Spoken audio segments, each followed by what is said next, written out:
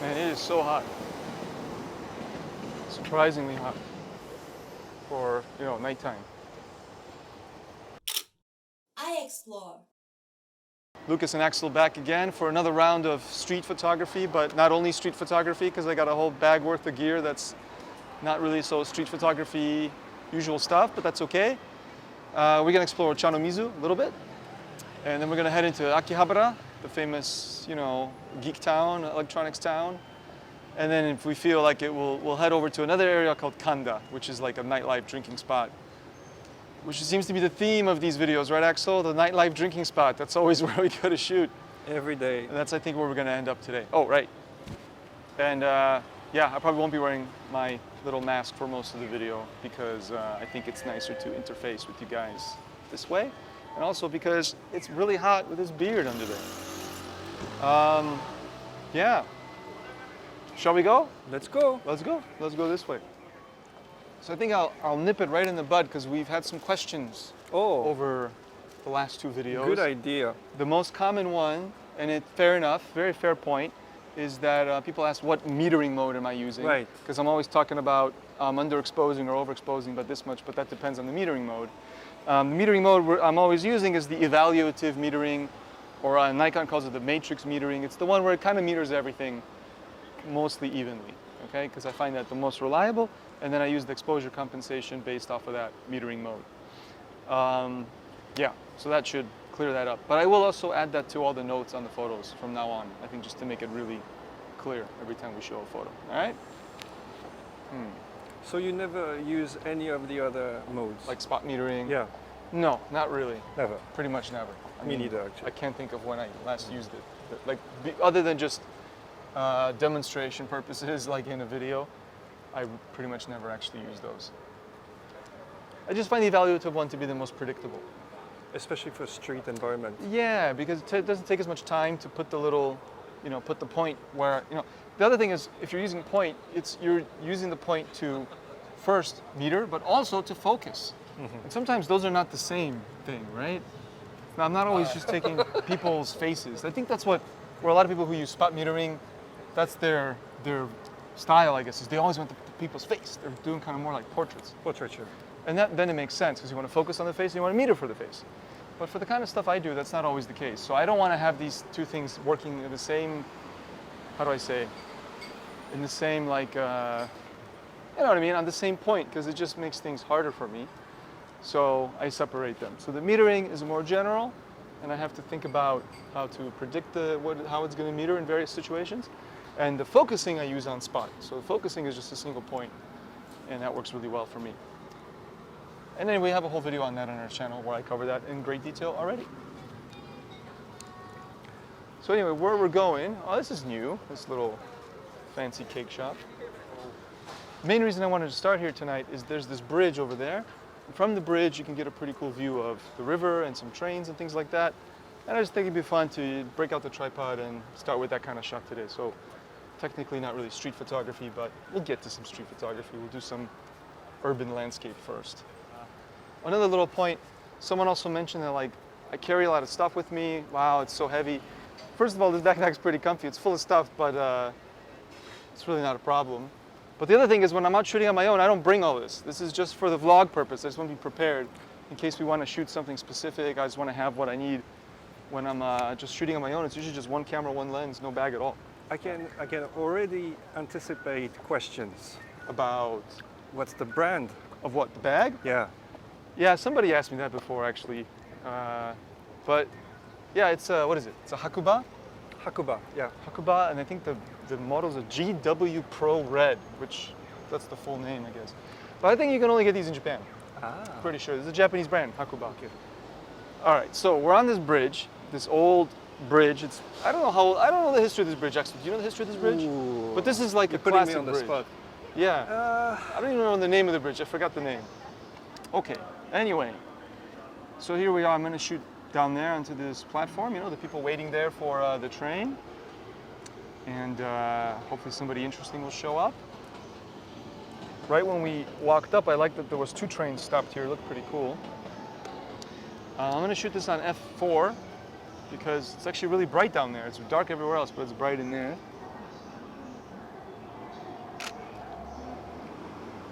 because there's a lot of blackness in this image, I had to put the composition even more down, so it's on -2 now. Compensation is also something that people confuse quite a lot. So for example, right now it's dark, so you're going minus. Yeah, okay, I see what you mean. Yeah, For a right. lot of people, going minus, oh, so it's already dark. Why am I going minus Right, if it's right, already right, dark? You know what I mean? Yeah. A lot of people are. So you want to kind of try to predict what your camera's going to do. So when the camera sees a lot of dark stuff, it's going to try to make it bright, Right. and it's going to overdo it. So you have to go minus. So I just know that with evaluative metering, if I'm shooting these things, these roofs and the top of the train were very dark, but I want the platform, which is very bright, to be well exposed, then I go -2. Now I know what people are thinking. They say, well, why don't you just put on spot metering and go for the platform? It would work totally fine, but all those things I already said is why I don't want to do that, because then I have to make sure the spot is the right place and blah, blah, blah. I find it easier just to understand how the camera works and just put it on -2, and then it works every time. So it's time consuming to use Yeah. spot metering, so that's why you're not using it. Yeah, I don't want to move around the little thing, you know? Plus, like I said, And the result is the same, right? the result is the same. Exactly. Well, there's another train.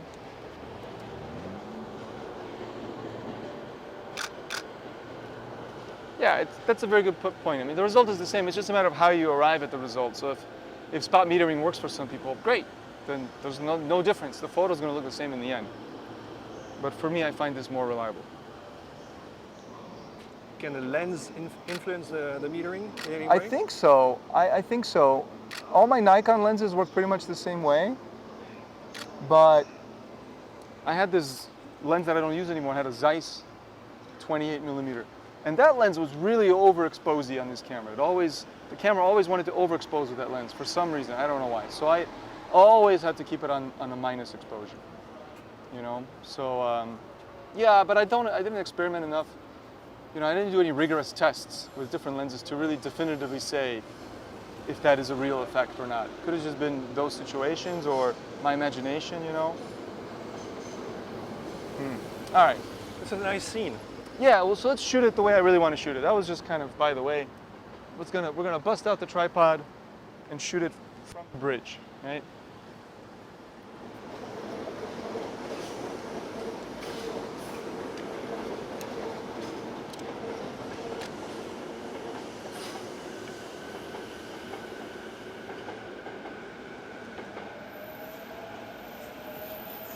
Settings for this shot. I haven't taken one yet. I'm using the 2-second delay, taking my test shot. It's on f11, I think 2 seconds and 100 ISO right now. And that's quite dark, which is good because we can put more time in, and then, you know, when the trains come, they're gonna be longer. I think that was about 2 stops too dark. So I'm gonna put it on 8 seconds. I was on 2 seconds, I'm on 8 seconds, 100 ISO. I'll take another test shot, but now it's a waiting game for the trains. And so would you say that the longer the exposure, the better the streaks, or not necessarily? Yeah, I think for a train it doesn't matter too much because the train is already so long that the whole thing, it'll blur you know what I mean? The blur will be everywhere. With something like a car, the car's short, so you needed to go farther. So it doesn't matter so much, but I can do 8 seconds because it's so dark out there, so I might as well do more seconds. You know, it doesn't really hurt to do fewer seconds.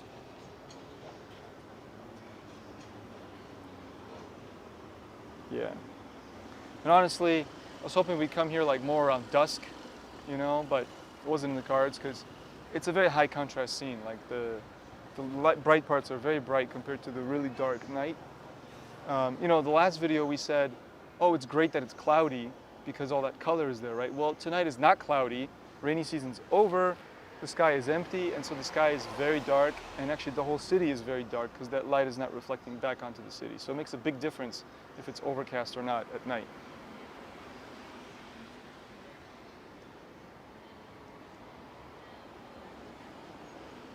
Here's a train, and there's another train. I think also composition will have to change a bit. This is kind of the more obvious shot where I get everything sort of from the middle, but I think we'll go farther down the bridge in a second, and then I won't get so much of this bright train platform, which is kind of the main problem right now. And the other thing is, what I notice whenever I'm shooting these kind of scenes at first you're like, okay, I want the trains or the cars, whatever it might be, get the road, and you can do this obvious shot. And we talk about working the scene, right? But even for a spot like this where you're just standing here, if you have all the lenses, which is why I brought my whole giant kit of stuff, because when I look around, like, yeah, I want this stuff in the foreground, but actually I really like back there, that skyscraper's new, that big black glass skyscraper. And that old, you know, not wrought iron, what do you call that? Like girder, steel girder bridge, you know? That's also an old bridge, right? That's been there probably since like World War II or something like that, around that era, right? And that's a cool contrast. So I might just put the 200 on, the good old 200, and get a tight shot of that and forget the stupid trains, you know? And that might be a better shot. Oh, there's a train right now, might as well shoot.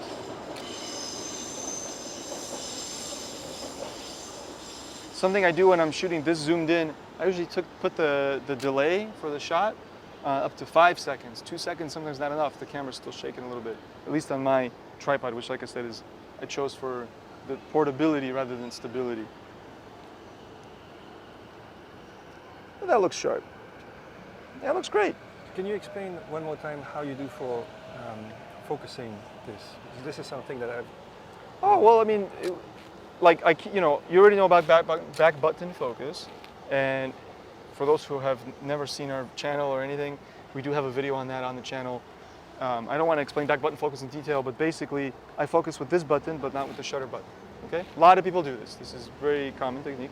When using back button focus, this button doesn't focus at all, so I don't need to like switch to a different mode or anything. I just don't push the button, and then I manual focus. So in this case, I just zoomed in, and I'm keeping it on the aperture that I'm on, which is f11, but often I will actually open up the aperture. Okay, but that looks pretty sharp. But I could open it up to f2.8, which is the max aperture on this lens, then focus it, right, and then bring it back to the, you know, to the aperture that I desire. Now that might be obvious to you as to why you're opening your aperture to f2.8, but I think a lot of people might wonder, why is he doing this? Sure. Well, also I want to say that we did make a video on that, and then in the comments people mentioned something that for some lenses this is not good, and I researched it, and actually, yeah, it isn't. It could be a risk. So basically, when you're on the widest aperture, the you know, the depth of field is very shallow, so you can really see the difference when you're focusing because you're changing such a small amount of depth of field around. While on f11, which is what I just shot this photo on, the depth of field is so deep that even when the focus is a bit off, the camera will still be pretty sharp. So are you getting like perfect focus or not? That's the question. So my thinking is to go to the biggest aperture. But then some people educated me, and I learned this was new info to me, but I confirmed it with some online research, is that when you change aperture, some lenses, depending on the aperture, will actually change their exact point of focus. The DOF will move back and forward a little bit, depending on, so that means you could get it perfectly sharp at 2.8, but then on f11, you're actually a little bit off. Luckily, when the lens that I demonstrated this on before was a wide-angle lens, and on a wide-angle lens with f11, even if it's slightly off, you know, from 2.8 to 11, you know what I mean, it'll compensate for that and it'll be fine. So it's easier to focus wide open, but ultimately, you know what I mean, even if it's slightly detrimental to the perfect focus, you're going to benefit from the fact that you did get really good focus on 2.8. But for some lenses, this might be the wrong way to do it. I'm going to shoot another one in the meantime. With SLRs like a Nikon, like this Nikon, well, guess what? When you're just holding the camera normally in your hands and the camera's focusing with autofocus, it focuses with a wide open aperture, right? The aperture, like this is a 2.8 lens, so when I'm autofocusing, the aperture is left wide open to get the most amount of light, that way the camera can focus, and it focuses with it wide open. And then only at the moment of shooting, there's a little switch that closes the aperture and then takes the photo. So that means that if I do it manually at 2.8 and then stop down to 11, I'm doing the same thing the camera would have done automatically, which means the camera is obviously struggling with those same problems, that the focal point changes slightly with the aperture. So I guess if Nikon thinks this is, you know, acceptable for the camera to do it automatically, then I can do it manually. And then the only advantage is that by manually doing it, I know that I got perfect focus, while with autofocus, I just have to trust the camera on an SLR. Yeah, the advantage here is that you know you're the only one you can blame. Yeah, I'm the only one I can blame in the end. Having said all that, for all the mirrorless shooters out there, yeah, it's a little different, because the mirrorless camera will, I believe, I'm not so well versed in them because I don't own one. And like my Rico is technically a mirrorless camera. That's a mirrorless camera, right? It is. It's nobody really calls it that, but that camera, I think, leaves the aperture open too. I feel like until you click it, the aperture doesn't close down. I've seen So the thing change, right? change all the Yeah, time. right. You can look into the front element. Yeah. And it's not until When you you press- actually shoot yeah. you see the aperture close. That means that the Rico as well is focusing with a wide open aperture and only stops it down for the shot itself, not for focusing. So it's possible that like your Sonys and your Fujis, which like I said, I don't know them on such a deep technical level how they operate, that they will actually keep it on f8 and then focus on f8. I don't know. Ultimately, it doesn't matter so much. What matters is, did you actually get the focus super sharp? All those little slight differences between the apertures, I don't think matter. And sometimes the autofocus just fails because it's pitch black out there, in which case you got a manual focus on f2.8 and it's just easier with a big aperture. That's it. So that's how I do it. So I got my long lens and I'm just going in tight on like the cool buildings back there and the tracks, waiting for the trains to go by. And then after that, we'll get out of here because I'm actually getting a little sick of this shot. Too many photos of the same thing.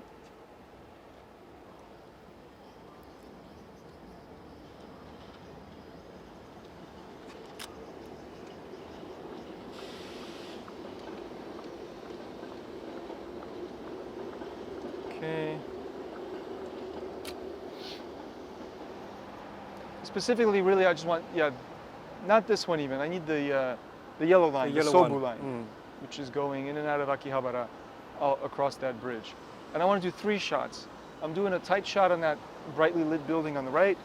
I'm going to do another tight shot on the, the old bridge on the left, because the perspective is slightly different.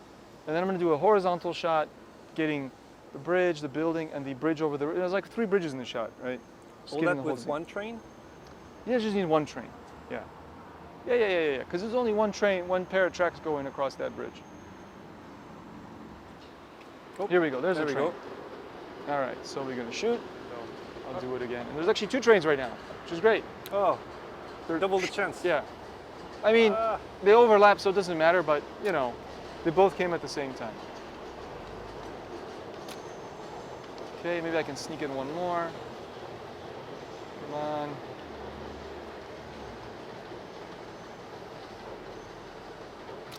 Ah, okay, kind of missed that one. That 5-second delay is a pain in the butt. That's why I should get a remote, but it's okay.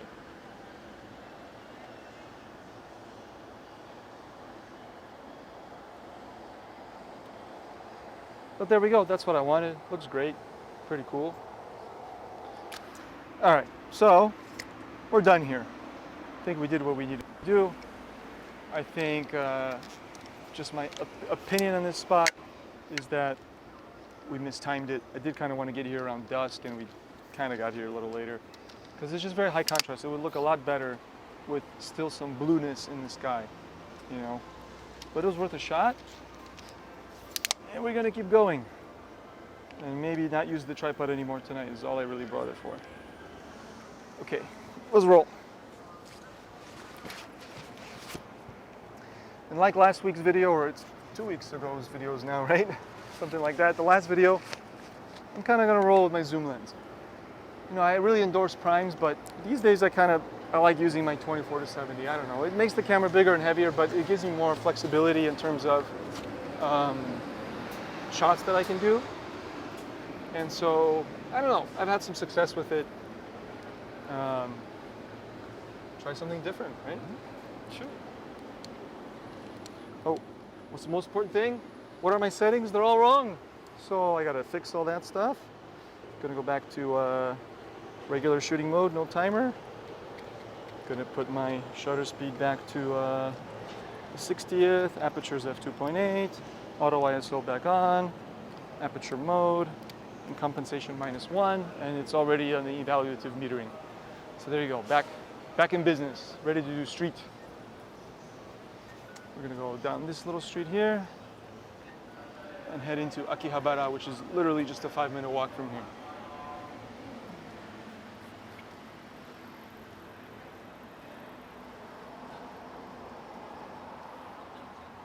And here's the view of what we just saw, but from the other side, right? So we were shooting from up there. And I'll get a quick photo of this just without the tripod. Just like a braced photo. So just stick my camera on there.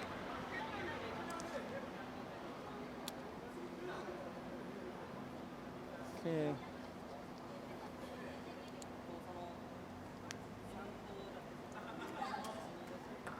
All right.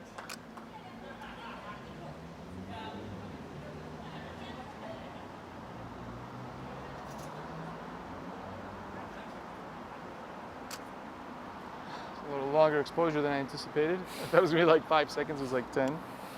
I did that one really quick. I didn't put it on full manual. I just did, I just turned the auto ISO off. So on 100 ISO, the shutter speed, you know, went up a lot. And I know I'm gonna get the lowest ISO, which was my goal. Yeah. Were you stable enough? Yeah, it's okay. It could have been definitely more stable, but it was too long of a shot, right?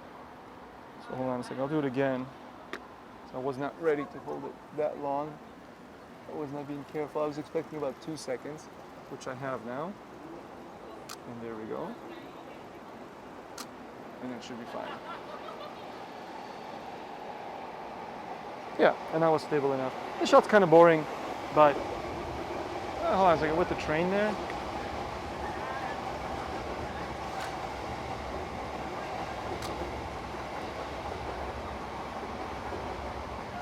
Yeah, it's not an amazing shot, but you know, it just illustrates the point. Let's keep going. All right, but anyway, back to auto ISO. Enough of those kinds of shots. All right, everyone, that's it for this episode. We're gonna cut it short right here because it actually ended up quite long. Between Ochanomizu and Akihabara, I was a little ambitious, and instead of making one big 1 hour video, we decided to cut it into 2 shorter bits. So we will continue this next week. So if you'd like to see the next episode, please be sure to subscribe, hit the bell if you want, like the video, of course, that we really appreciate that. And if you could help us out on Patreon, we would be very grateful for that. It helps motivate us to make more videos. And so stay tuned for next week, and remember always, challenge your eye.